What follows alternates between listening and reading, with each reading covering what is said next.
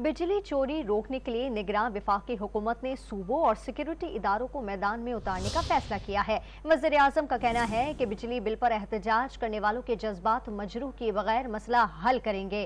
गैर मुल्की मीडिया से बातचीत में अनवारुल हक काकड़ ने PTI पर इंतखाबात में पाबंदी के इम्कान को मुस्तरद भी कर दिया। निगरान हुकूमत ने बिजली चोरों के खिलाफ डंडा उठाने का फैसला कर लिया। इस्लामाबाद में आला सदर के इजलास की सदारत करते हुए वजीर आज़म अनवारुल हक काकड़ ने सूबों और सिक्योरिटी इदारों को बिजली चोरों और डिफॉल्टर्स के खिलाफ एक्शन लेने की हिदायत कर दी। इजलास में IMF से रिलीफ न मिलने के बाद बिजली चोरी रोकने, नादरहिंदगान से वाजिबात वसूल करने और सूरज और पानी से बिजली के छोटे मंसूबों पर काम तेज करने का फैसला किया।